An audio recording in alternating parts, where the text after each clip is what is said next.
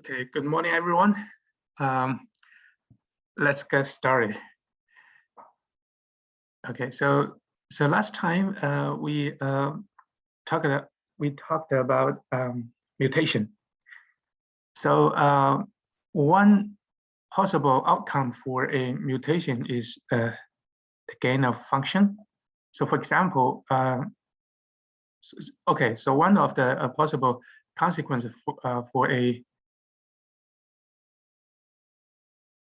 a mutation is the loss of function. So it's very easy to understand this, right? So we have an example here.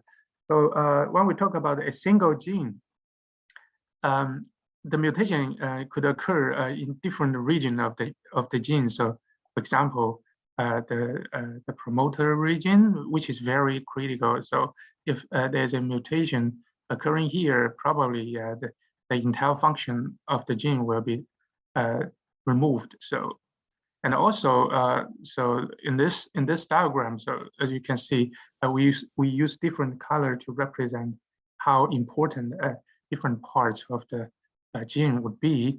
If some mutation occurs in the critical region, which are labeled in pink, this will result in a total loss of the function of this gene.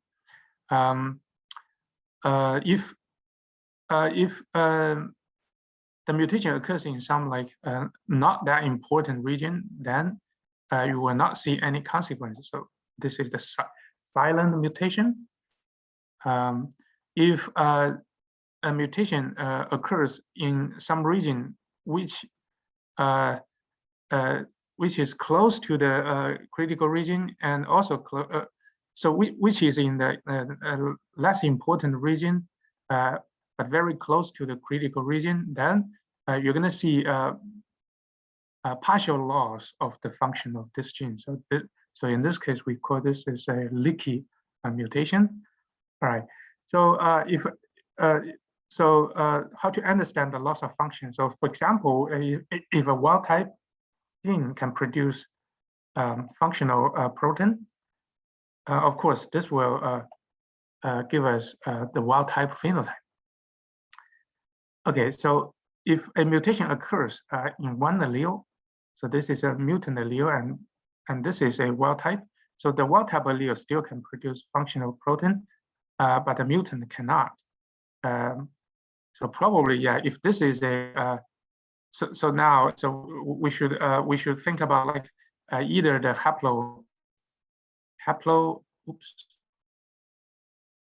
sufficient or insufficient. All right, two possible scenarios. So if it is so if the wild type is a dominant, if it is a haplosufficient, then the heterozygous will still give us a wild type. Otherwise, if for some phenotype, if this is a haploinsufficient, which means only one copy of the wild type allele cannot render the wild type phenotype, then you're going to see the different phenotype than the wild type, and so on, right? Okay, so this is how we understand the loss of function or leaky mutation. So the mutant can produce the protein, but it can only produce much less, significantly less functional protein than the wild type allele. Then probably we're going to see some like leaky phenotypes here, right? Okay, another possible consequence for mutation is for some genes could be the gain of function. So for example, the wild type allele can produce, for example, the purple pigment. However, if there's a mutation and then the mutant allele can no longer produce purple stuff, but it can produce some new stuff like the yellow stuff. All right. So usually this kind of mutation will show some new phenotypes. So we call this as a gain of function. So if either this gain of function will be a dominant effect or co-dominant effect. So codominant effect means, for example, like here, if this is the case, for example, if this gene is determining the color of the flower petal, so probably you're going to see in the heterozygous, you're going to see both color in the flower petal, purple and a yellow stripe or something like that. And okay, so this is the gain of function. All right, so this is the point of mutation. So the mutation occurring in a single nucleotide. And also there's another type of mutation called the gene duplication or the DNA duplication. So for example, this is let's use this as an example, the fruit fly, and let's look at the shape of the eyes of the fruit fly. So this is normal shape of the eye, normal eye shape, so the shape of the eye actually is determined by a DNA sequence named 16A, which is linked with the X chromosome. Okay. So normal eye phenotype means like on X chromosome, there's only one copy of this DNA sequence. All right, one copy. So when you compare this one with this one, if we compare this two, what's the difference? The difference is, okay, so in this individual, on one X chromosome, we saw two copies, right? Duplicates of this 16A. And so this is a heterozygous because we have two different alleles, right? Okay, so this heterozygous bar eye female fruit fly. So if you compare this one heterozygous to normal, so the area of the eye is reduced in the bar heterozygous fruit fly. Okay. All right. Now, if you look at this one, so this one is a homozygous bar eye female, right? For both X chromosome, you're going to see the duplicate, two copies of this DNA sequence. Then, if you compare this homozygous bar with heterozygous and normal, what do you see? You see the eye shape, eye area, the area of the eye shape has been further reduced, and so on. So you're going to see this. You're going to see this change in the phenotype. All right. Okay, so this is another type of mutation. So gain of function due to the gene duplication or the DNA duplications. All right. Sometimes the duplication, so the gene duplication or DNA duplication is caused by the unequal, sorry, is caused by the unequal crossover. So for example, so let's start from a normal. So this is the X chromosome.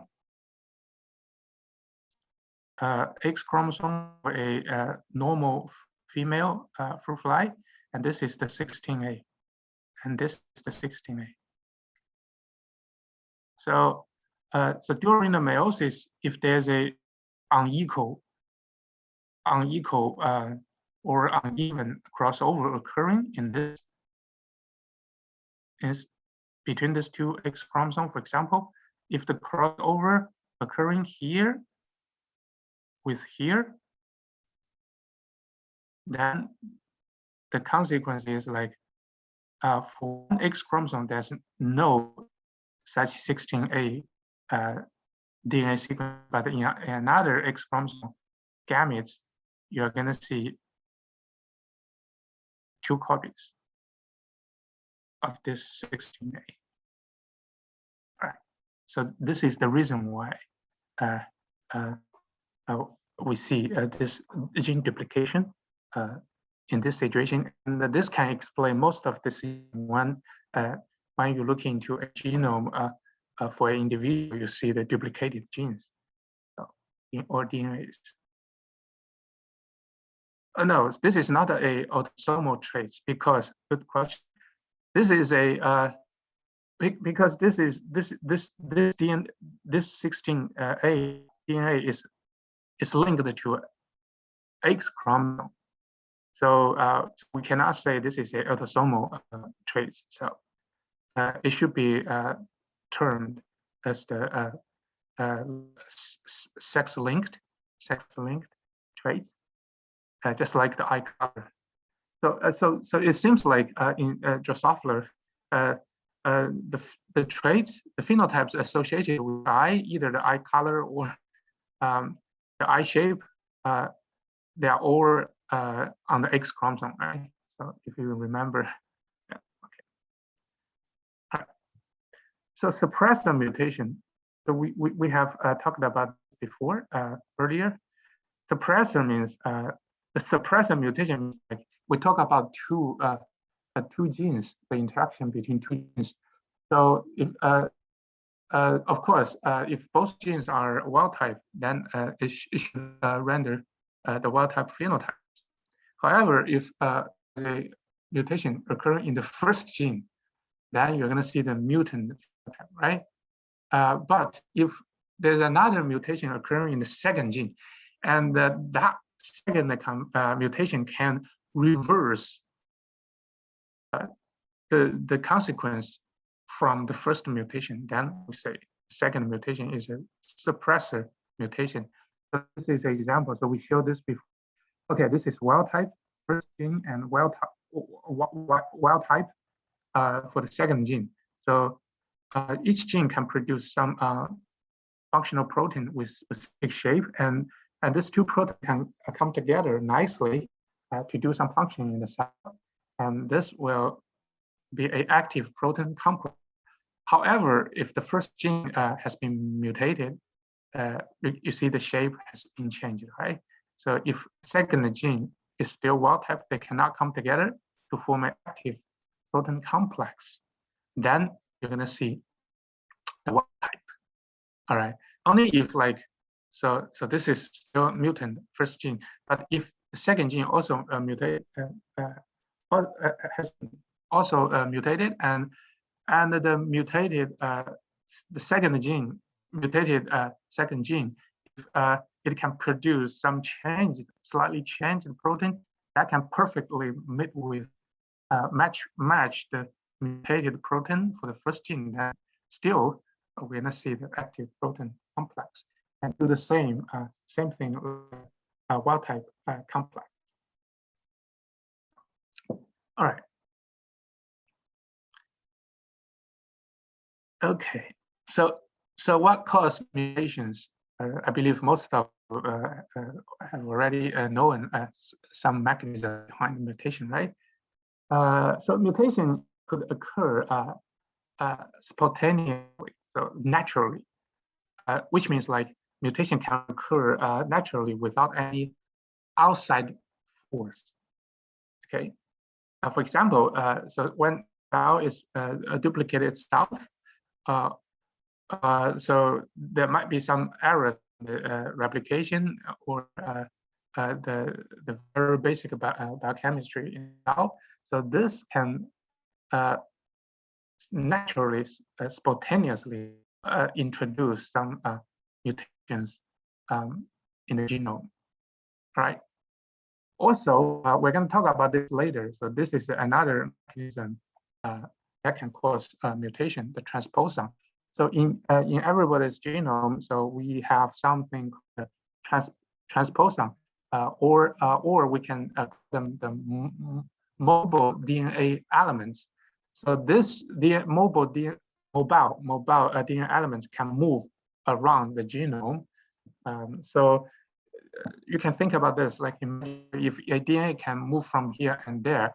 So if the locations they move are not that critical, so then it should be okay. Something like the silent mutation, right? However, if a mobile DNA can move into a gene, so if a movable DNA can move to a gene and insert in the middle of the gene, then that insertion probably can do something wrong with the gene, right? So can actually destroy that gene, or at least it can affect the gene expression. So we're going to talk about this later. So transposon. So all this are naturally occurred a mutation, and the mutation can also can be also promoted by mutagens in the environment. For example, the irradiation or some chemicals can cause DNA damage. So this this environmental outside force can promote mutations in any organism. Okay, so now here we have two very important concepts. So suppose we use this nice model organism to study the mutation. So we have two terms here. So the first one is prototrophic. So what is the prototrophic? Prototrophic means a strain of Neurospora. So here we use Neurospora. Any strain like the wild type, if they can grow without any additional nutrient. So if we only give this strain a very medium, so it can grow. Which means so this is a called the wild type. So for example, if we only provide a very minimum medium, which is the precursor and if this is a wild type strain, Neurospora, and if it has every single functional genes, then it can produce the intermediate product by itself, and finally can produce some like final end product M. These are required for them to grow, right? Let me erase this. Okay.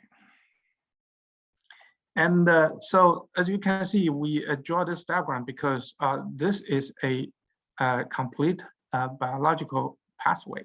And in each step of the pathway, so it is controlled by one gene.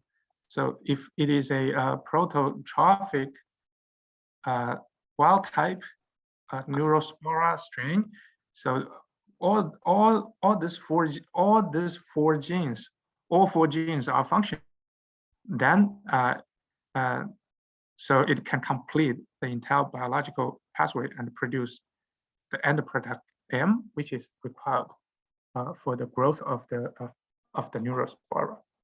However, if something goes wrong, okay, in any of these four genes, so you can imagine that, right? So for example, if there's something wrong occurring here, and this gene is mutant, it cannot work on this precursor to produce B. Then, so if you do not provide any additional nutrient, then this pathway cannot be completed. Then this strain, the mutant strain, cannot grow on the minimum medium, right? All right, unless you provide. So because this is blocked, so it cannot produce B by itself. So it cannot grow on the minimum medium unless you provide B in the medium, right? The nutrient. So starting from here, it can produce C, A, and M. Then it can grow. Or instead of providing B, if you provide C in the minimum medium, then it can still produce A and M and final. So this is the basic idea about these two concepts here.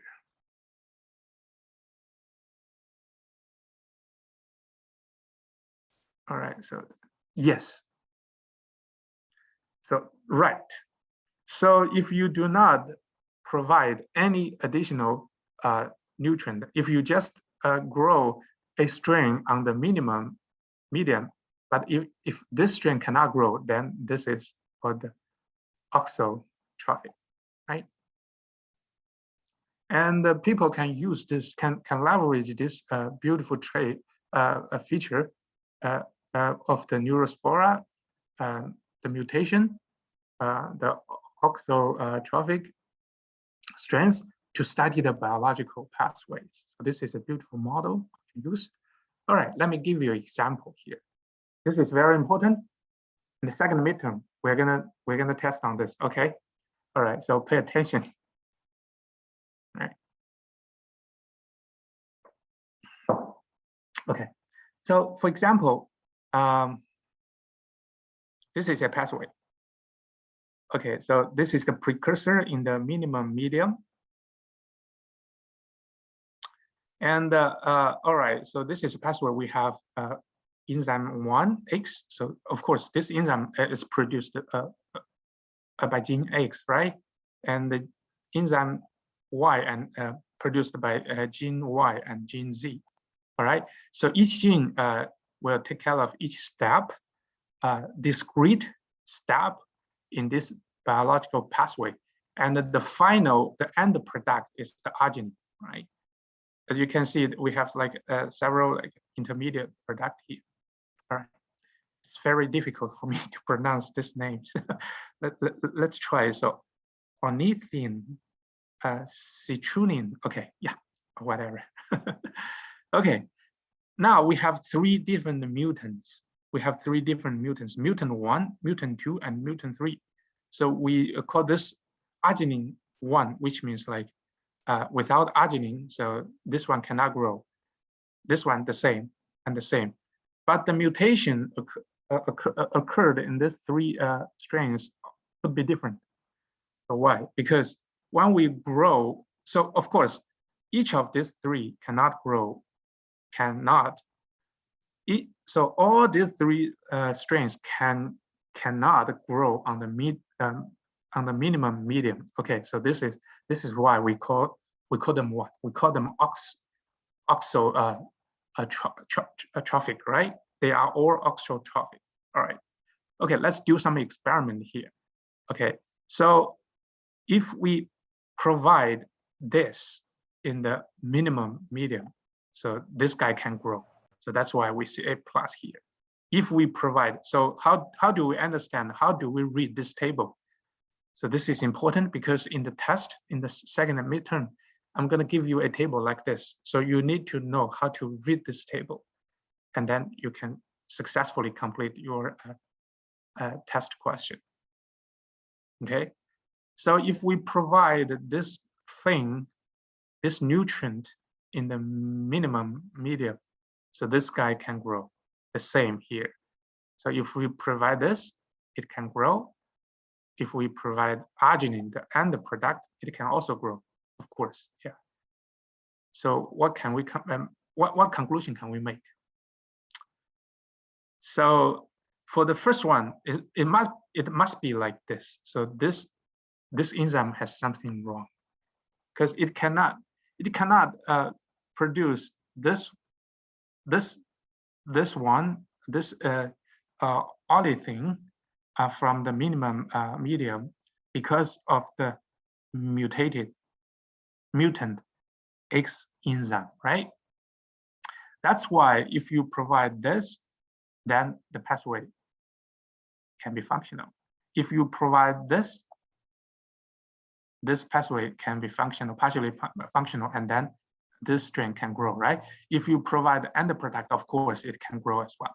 So that's why how we read this table, okay? The same thing here. So if we look at the second strain here, all right? So if you provide the first intermediate product, so it cannot grow. So that's why you see a minus sign here. So if we provide this, it cannot grow, which means what? Which means if this is only a one gene mutation, okay? The assumption is like for each of the three mutant strain, there's only one gene mutation there. All right, so in this case, we can immediately say, all right, for the second strain, the gene Y has been mutated. Then it's very easy for us to understand this, right? Okay, so this is a very, very important example. I hope everyone can understand the biology behind this.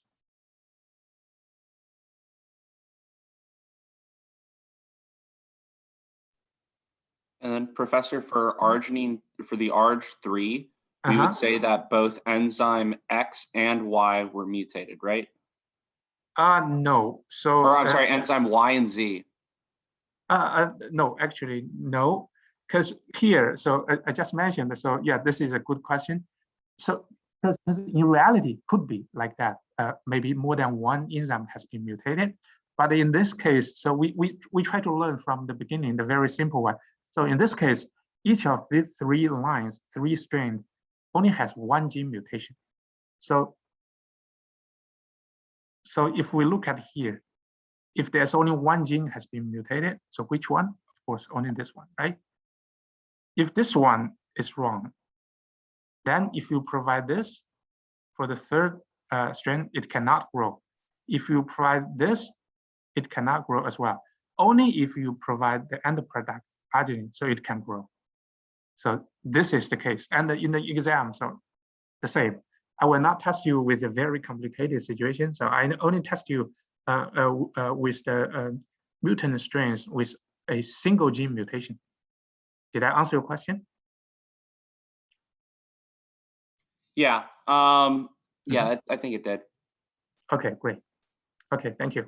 Yeah, thank you for asking this question. So yeah, any other questions? Sorry, just to clarify, so when you see a plus that is preceded by a minus, would the plus be the mutated gene?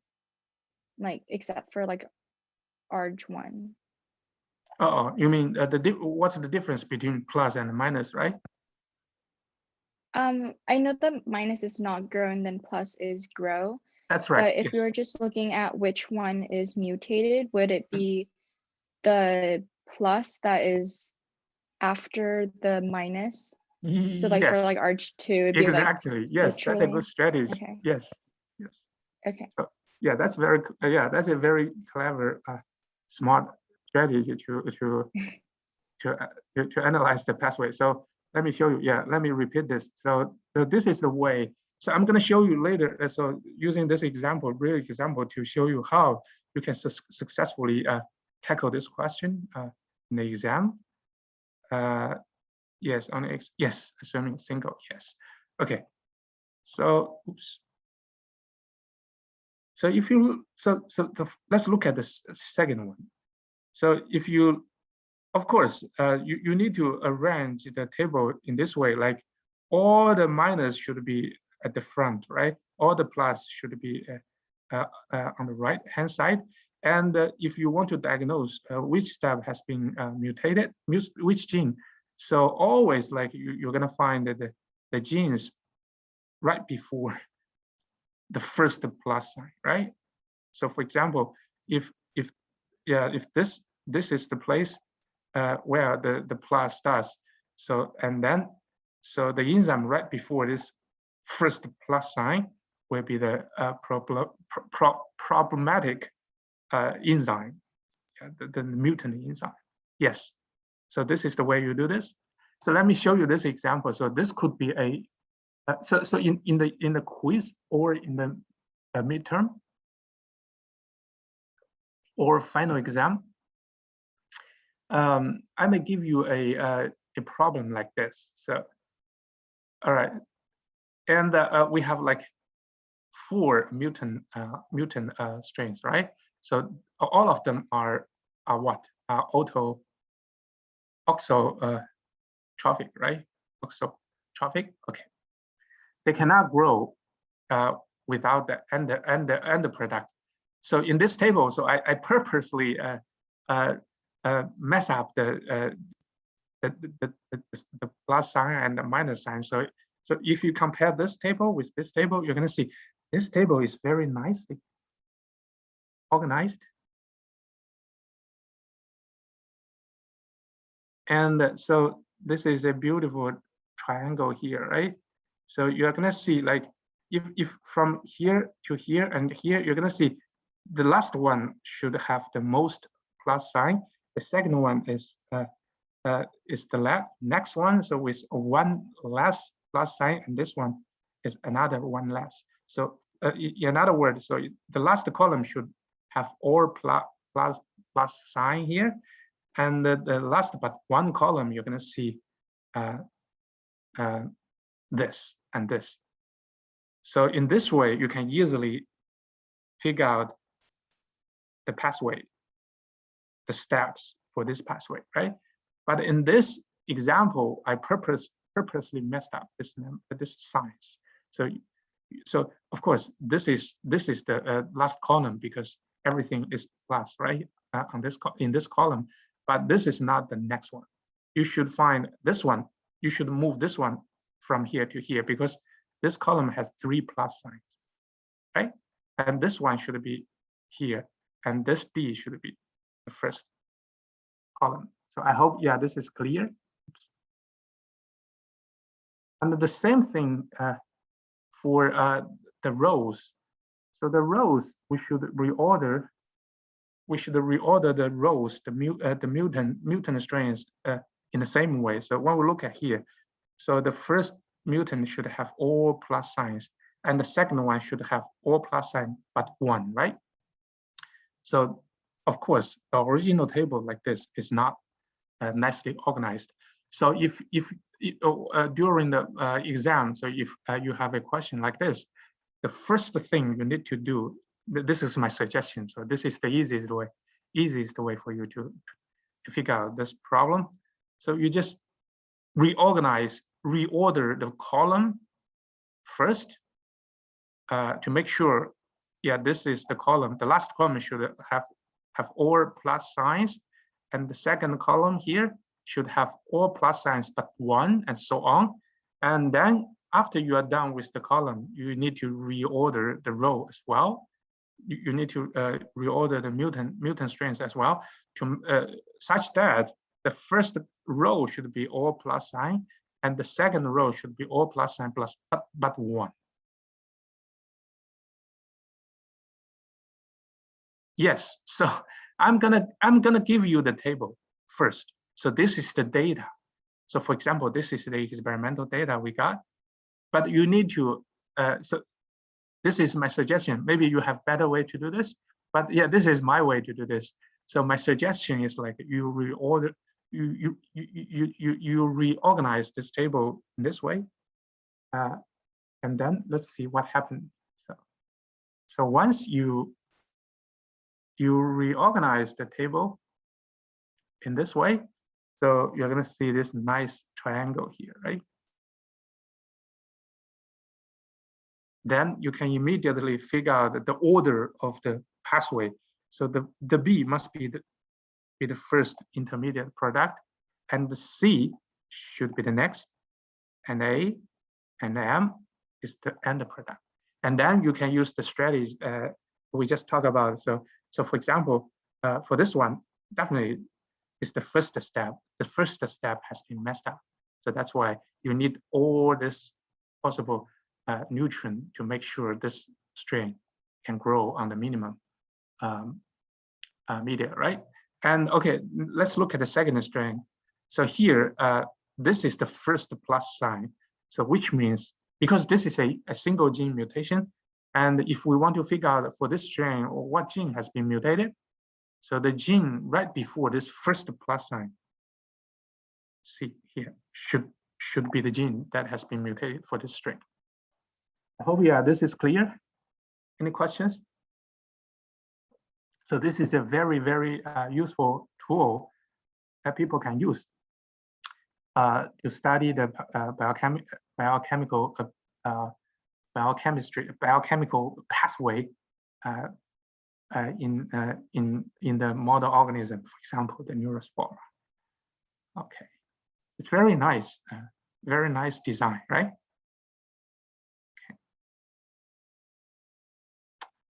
Okay, so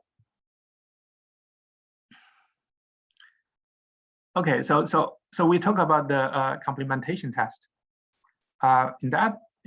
So we mainly use what? We mainly use the diploid organism. And for example, the flower, right? I hope you still remember the example we used for studying the complementation test. So the wild type is a purple flower, and this purple flower pigment in the flower petal is controlled by a pathway which involves two genes, the W1 and W2. I hope you still remember. And if any of this gene has been mutated, so then you're going to see only the white flower petal, right? And so we have three different mutants. So if we want to figure out if there's a difference between any two mutants, then we can do the complementation test to see if they can complement each other. If two mutants can complement each other, then which means the mutation occurring in these two mutant lines are different.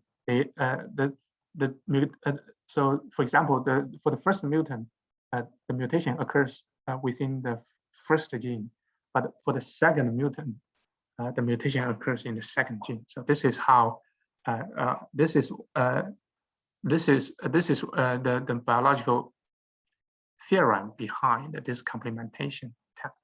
The same thing if we use Neurospora as a organism, model organism to study the complementation. Yeah, so we have a slightly different experimental setting here because this is haploid, right? It can grow with only one copy of the genome. All right, so we have three arginine oxotrophic strains, number 1, number 2, and number 3.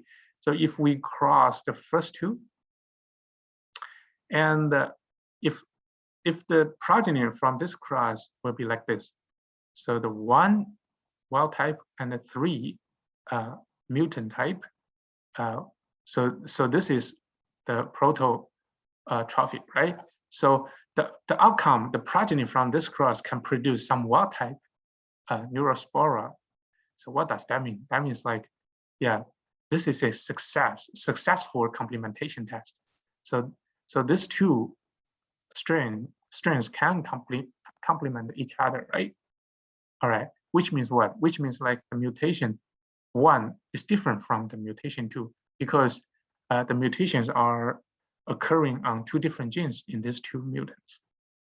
So the same thing here. So if we cross the second mutant with the third mutant, we got the same 1-to-3 ratio, and this means like yes. The 6. I put a yes here, the check mark here, because they successfully they passed the complementation test, which means they are different mutants. However, if we cross 1 with the third mutant, so all of them are the negative, the oxotrophic lines, then this means, yeah, they cannot complement each other.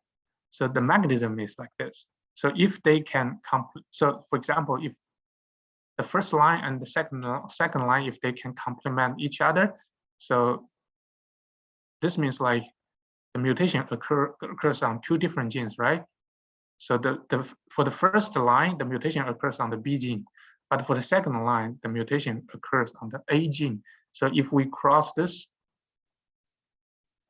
two strains, we're gonna end up with this 1, 2, 3, right?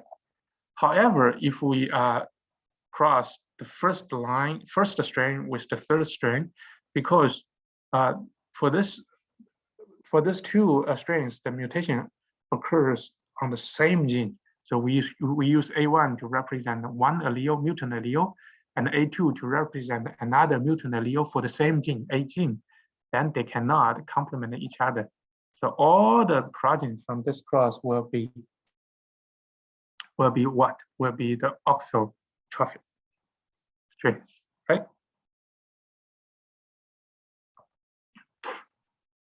Okay. All right, so the complement, so Neurospora is a very useful mechanism, and we can use a very easy experiment to conduct the complementation test. So by using a hetero carrier.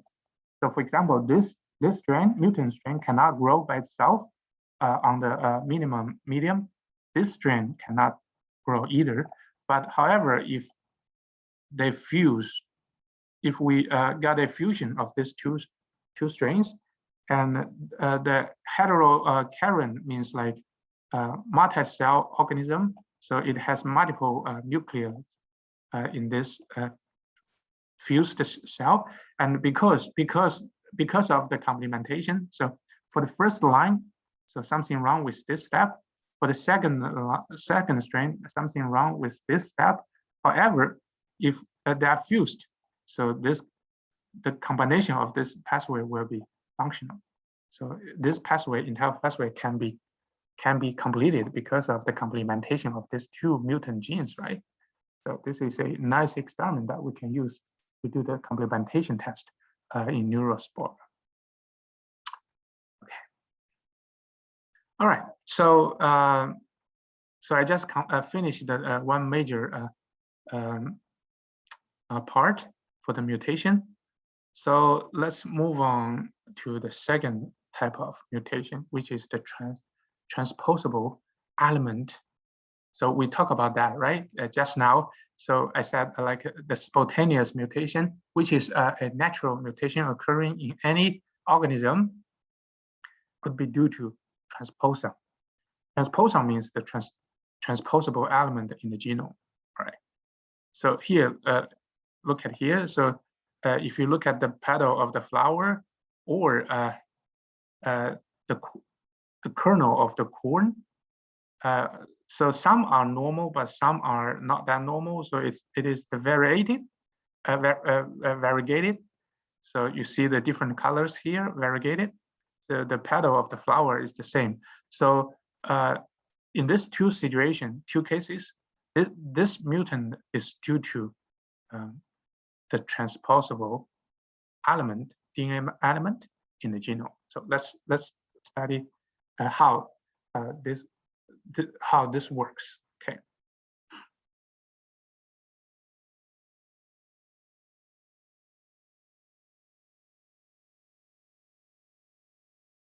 Okay. So actually, the biology behind it is very easy. So when I finish talking about this slide, so you should be able to understand this, how this happens, right? So suppose this is a wild type. The wild type, for example, can produce the purple kernel of the corn. Okay, and so this purple color is produced by a wild type C genes. So the capital C means the wild type, and if this is a wild type dominant, it can produce. If it is functional, and it can produce the pigment, the purple pigment in the kernel of the corns. All right. And there's a element here, DNA element. We call this DS is this association factor, which means this can move. This element can be moved from genome from here to there. All right. So it's very easy to understand. So if this movable element, DNA element, can jump from here right into the C gene, like this. So the insertion of this element, DNA element, this association factor, can change the reading frame of this gene, right? Then this gene is no longer wild type, it's a mutant C. So let's use a little c to represent the mutant C. All right, because this C is non-functional because of the insertion of the DS, this association factor, then it cannot produce anymore. It cannot produce the pigment, purple pigment anymore.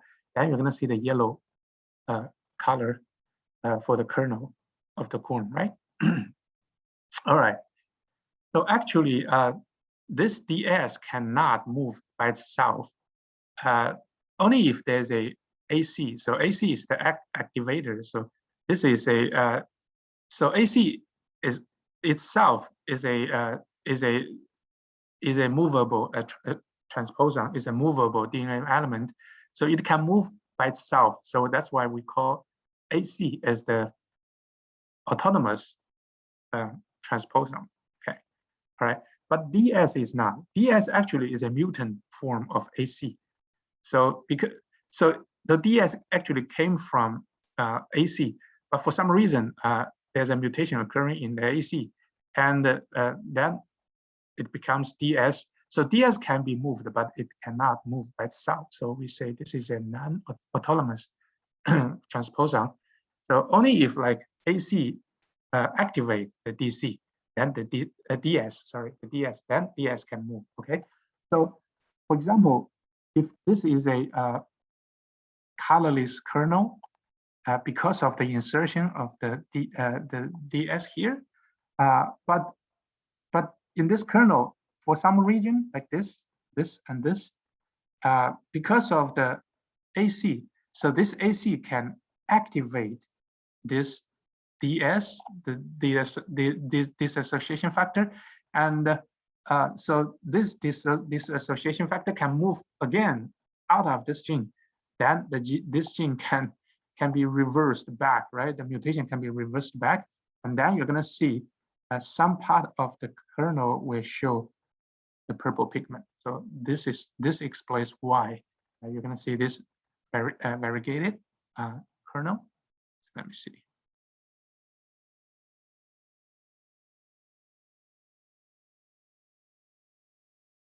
Yes, that's a good question. So what motivates the transposable element to change its position in the genome?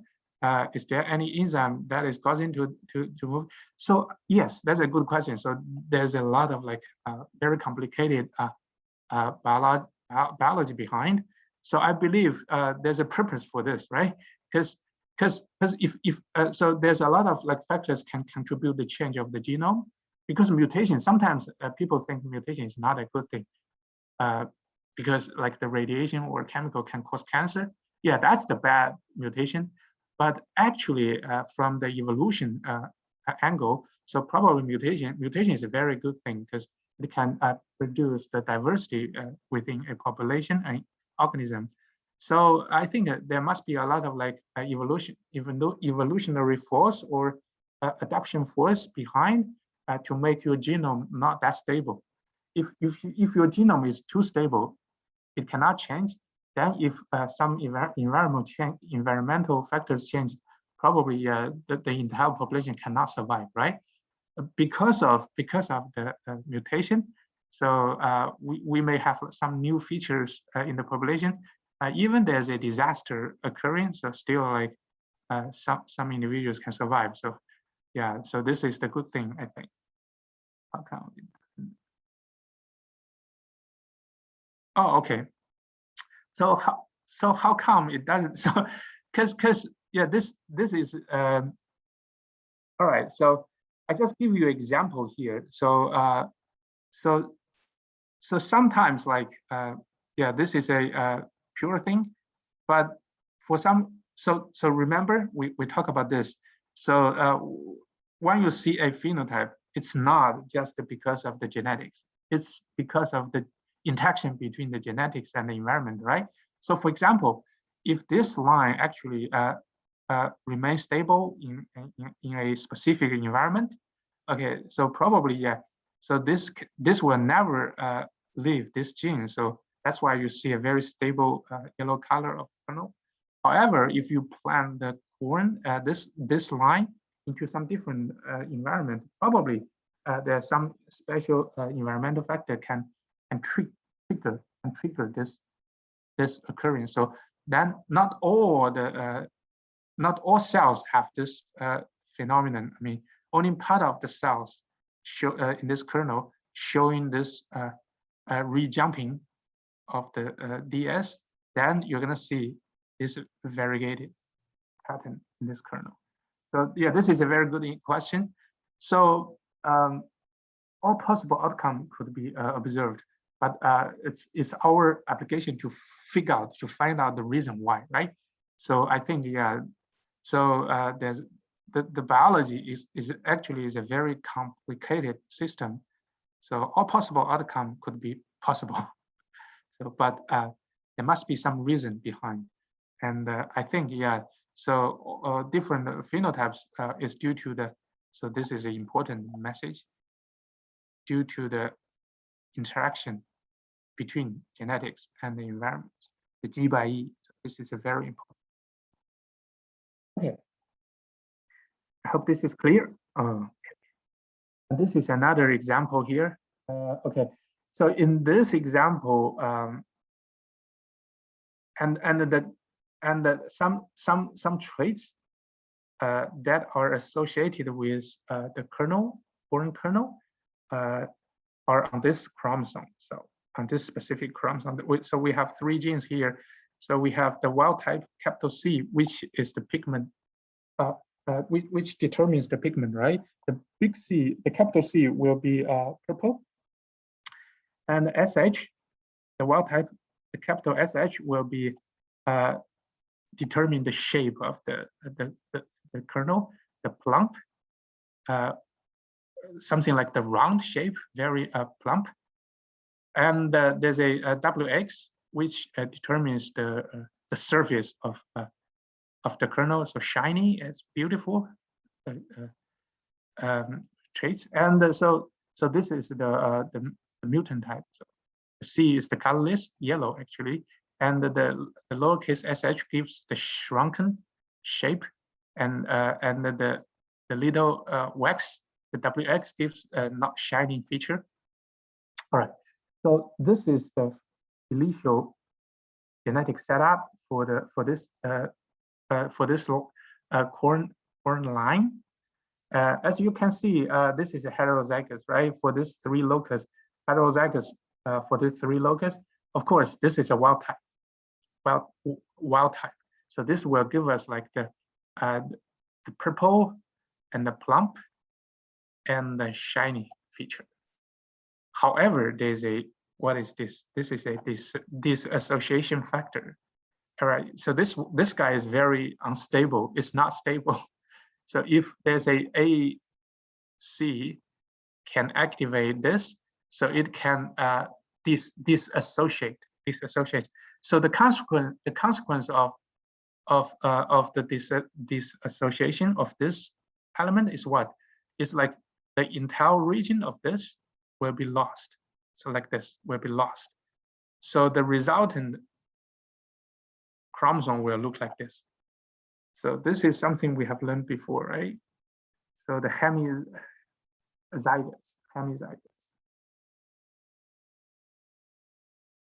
And also, the hemizygous means, okay, so we only have 1 copy of this gene.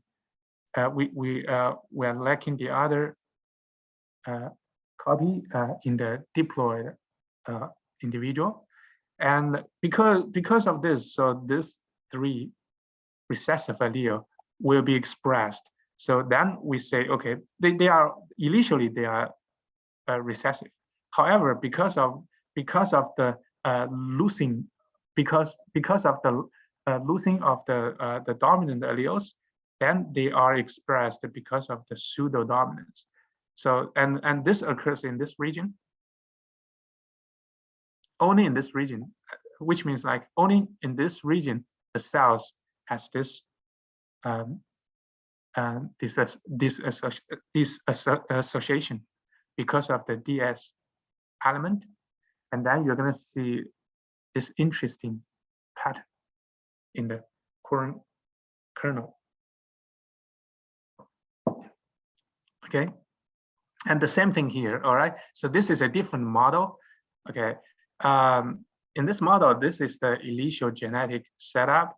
So because of what? Because so this one is okay, wax, the shiny, and the plump, and only difference is here. So this is a mutancy, and this is another mutancy because of the insertion of this association factor, right? I hope it's clear.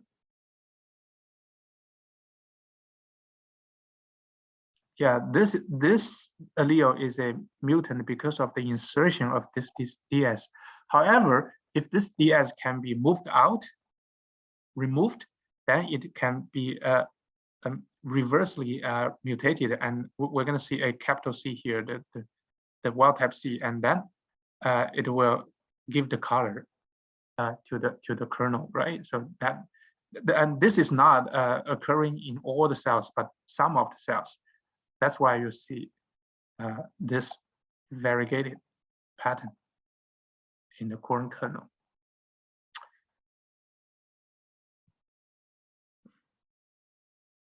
Okay. Yeah, I think this is the end of the this lecture 12. So we still have a little bit of time, so let's continue. Any questions before I move on?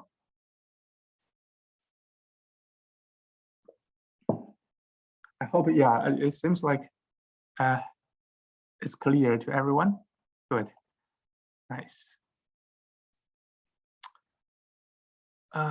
So what time is it now? So I think we have. Hello, Dr. G. Yes, I would like a little bit of elaboration on the last slide. I can see for the new unstable alleles, we have a small c next to the dissociation factor, but how does that become the capital C? Oh, okay. You mean this one, right? Yes. Okay, sure. All right. So so this one, this mutancy is not due to the insertion of the DS, but this one is. So this one is actually a capital C gene. So this is a capital C gene initially, but because of the insertion of this, so now we have a insertion of the DS, and this is called the CDS. Right? So this is here. Yeah, because of the insertion of this DS, so this allele cannot produce any purple pigment. However, if this association factor has been removed, then it becomes back to the capital C, right? Like this. And then it can produce purple. Is that clear?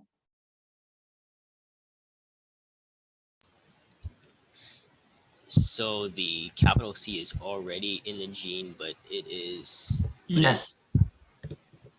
Yes. So this, in this specific example, yes, you're right. All right, thank you. Sure.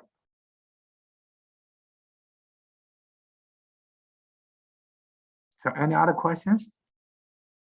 Yeah, this is very interesting, right? So I love genetics because sometimes you can learn a lot of like fun stuff. Okay.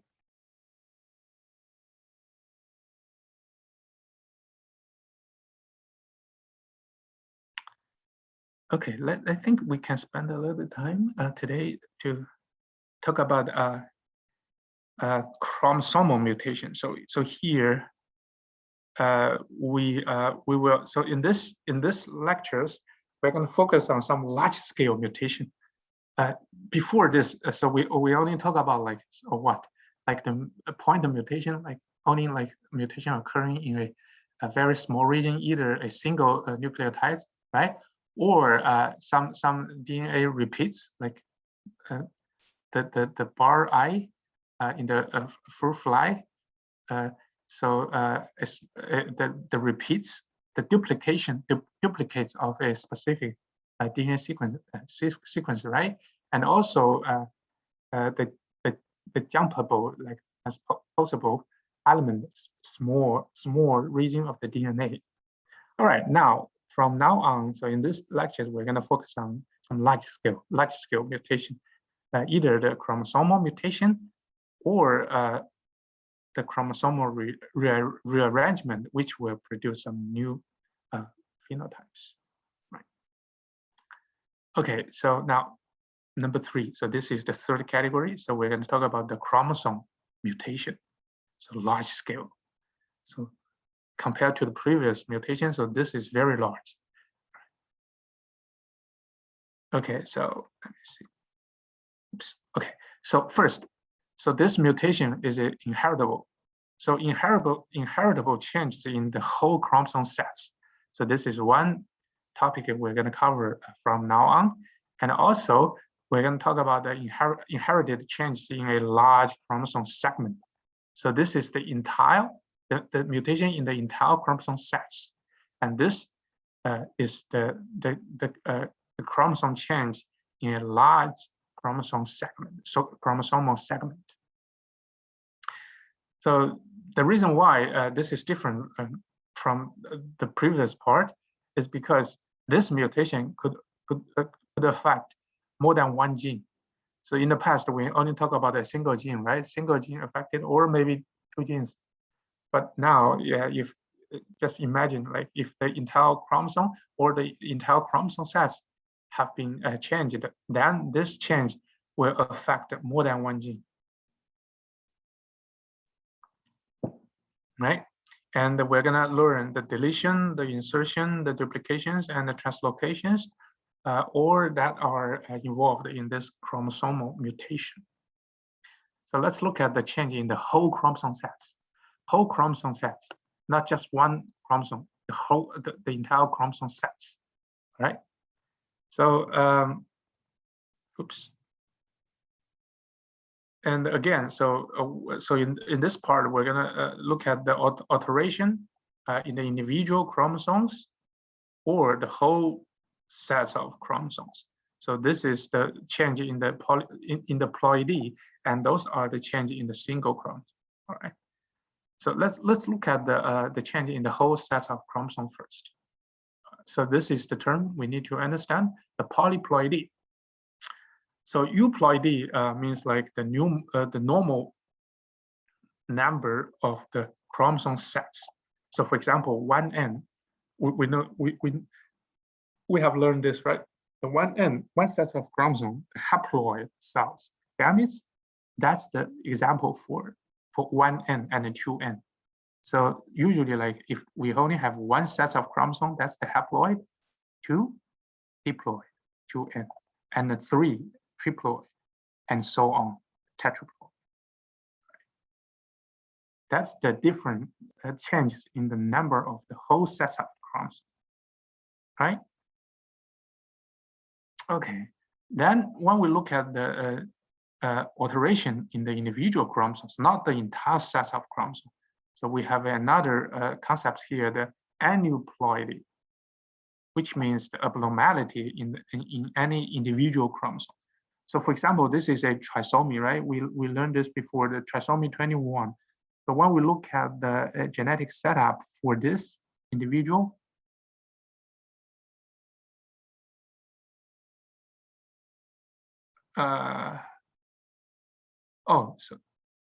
so I don't know, like hexaploidy, is this 6 or 5?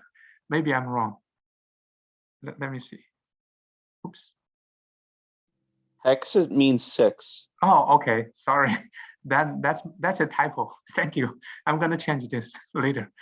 Yeah, this should be this, and there's a missing. There's one missing. Means 5. Okay. Thank you. Yeah, that's a typo. So I'm not very familiar with this kind of terminology sometimes. So it's easy for us to understand the haploid because we use this very often, diploid, triploid, and the tetraploid. And after that, so it's sometimes like it's very confusing for me. Thank you. All right. Yeah, no, you're fine. It's even worse because sometimes they'll change these prefixes between Latin and Greek, and it just gets more confusing then. Right. Oh, geez. So this is the hard part. Thank you. Right. Okay. So if you look at the genetic setup for this cell, right? So for all the other chromosomes, they are okay. They are in the normal setting. However, only for this individual chromosome, we have an extra copy, right? So that's the trisomy 24. And also the monosomic means like, so for one specific chromosome, you're gonna see one copy of the chromosome is missing, for example. For example, all right. So the exo, right? So this is if a female has a genotype like this, so that's the monosomic, because this female individual only has one copy of the X chromosome. The other X chromosome is missing. Okay. All right. So so we have learned this before. So the trisomy, either the trisomy or the monosomic, is because of for most of the situation is because of the what is the NDJ, the non-disjunction disjunction, right? All right. So I hope you still remember this, because yeah, we learned this before the midterm one, but we're gonna keep using this in the future, because this is a very important mechanism that can produce the abnormality in the organisms. So we need to understand how this non-disjunction will lead to this N+1 or the N-1, the trisomy, or the monosomic.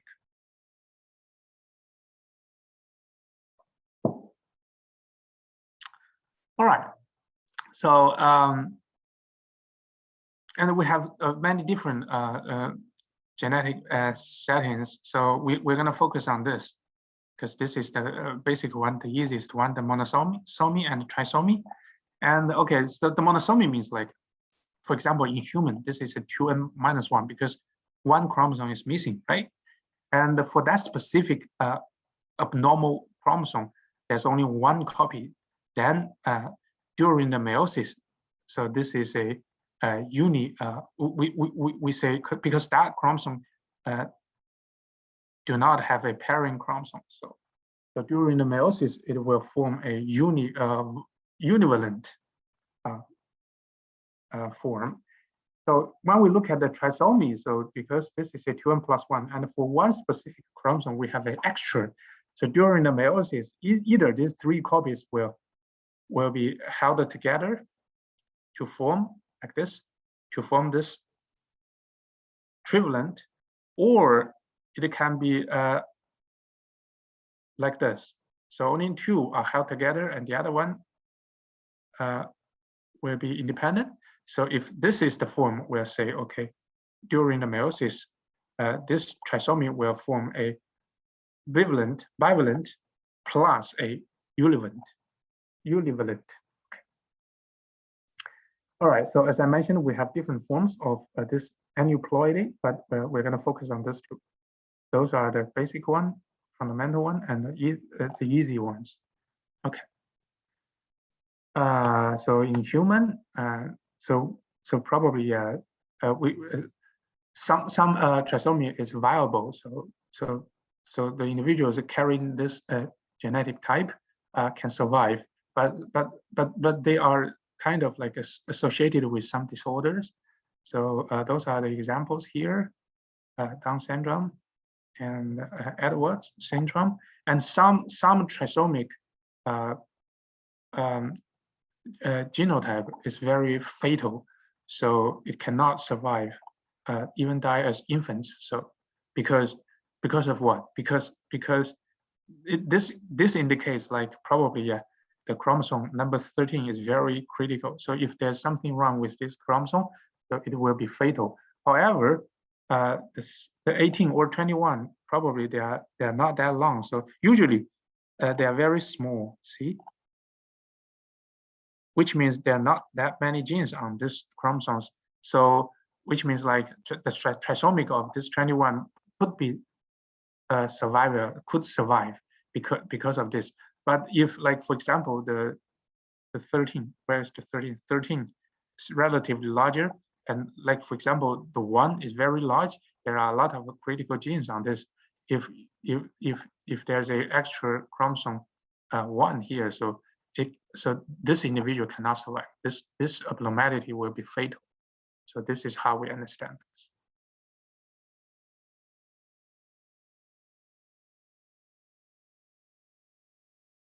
Okay, so this is the example for the monosomy. one chromosome is missing, sex chromosome. Okay, so in human, the trisomic is very, very critical. So sometimes it's fatal, and at least there's some like symptom associated with the trisomic. However, in plants, so the trisomic is highly tolerable.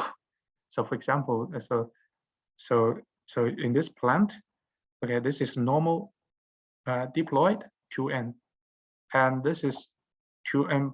So there are 12 chromosomes in this individual.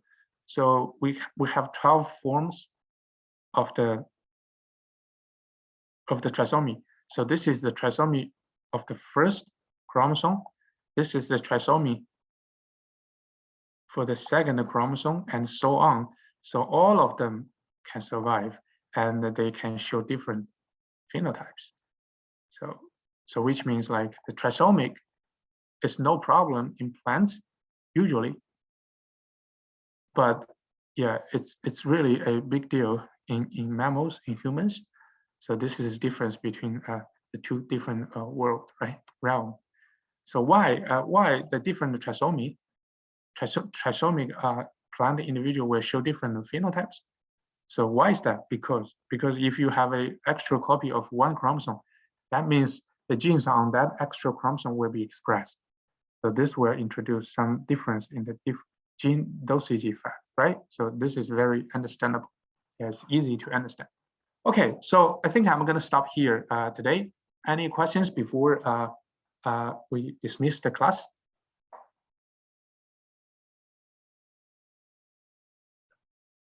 Why is trisomy tolerable in plants but not in humans?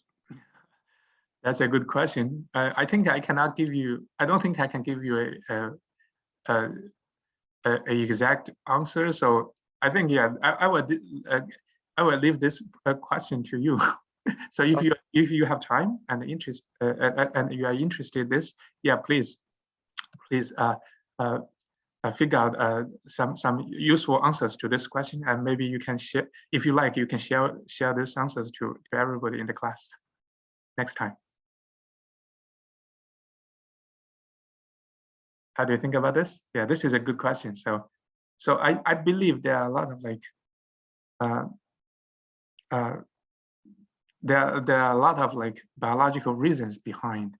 So but yeah, this will be due to the major difference between plants and animals. So but but this is the truth, this is the reality. Yeah, in terms of like trisomic, monosomic, or in terms of the polyploidy. So we're going to talk about this next time. In terms of the tolerance to the polyploidy, the same. So in human and in most of the mammals and animals, so it is so polyploidy usually is not it cannot be tolerated, but in plants this is not a problem. This doesn't seem to be a problem. So yeah, if I were to make a guess, because it's been 2 years since I've taken plant biology, I'd say that it's probably due to how their gametes separate during their fertilization. Could be, but also I think like because even in humans, so one during the meiosis and also during the mating, so probably in mammals, so some zygote with abnormal genetics can be formed, but that zygote cannot grow into the full individual because of some other reasons. But plants can do that. I believe, yeah, of course, there will be a lot of reasons to explain this. There are a lot of reasons associated with the meiosis to explain this, but also there are a lot of many more other reasons to explain why the zygote with polyploidy in plant can grow, but in human it cannot grow. So, but it's a fun topic. Yeah, interesting question. Yeah, please. Yeah. I'm gonna look for some answers to this question as well. But yeah, I hope you can do this, because this is another purpose for this class. I hope I can make each of you interested in this topic and spend some extra efforts to dig in the genetics and find out answers to your own question. All right. Any other questions?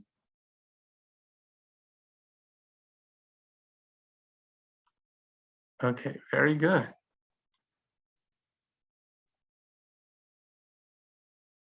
Okay, thank you all. So let's stop here and see you on Thursday. Thank you. Hello, Dr. G. I actually did have another question. It's not related. Well, it's not directly related to lecture, but it has to do with one of the book problems. Specifically, question number 31, where it's on chapter 31. Let me. Which chapter? Chapter 6. Chapter 6. Yes, it goes over the prototrophic and autotrophic mutants. Oh, 31, right? Yes. Oh, let me see. I probably got the wrong one. I'm looking at the wrong one, so give me a second. Chapter 6, and yes, page 248.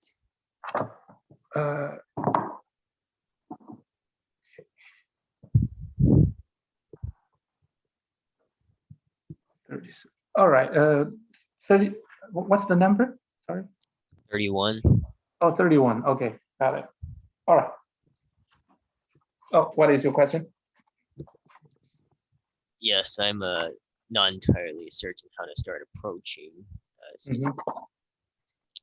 I can't determine how to explain the difference between the two. Okay, so I can see that for one of them it has the all prototrophic, and the other one has. Let me take a look. Yes, let me. So I probably don't have time to do it to help you right now. But yeah, definitely, if you have time, so please go to my office hours. We can talk about this in detail. Let me take a look if I can quickly solve your problem. If not, maybe we can work on this together on Friday. Is that okay? What time on Friday? So Friday, our office hour is from 3 to 4. So if 3 to 4 does not work for you, so 4 to 5 is also okay. Yes, I can attend from 4 to 5. Okay, so because I have another meeting starting at 11, so probably I don't. All right. All right, understood. Thank you. Sure. So let's talk about this on Friday if you have time. Okay. All right. Thank you. Have a nice rest of your day. You too. Thank you. Bye bye, everyone. Bye. Bye.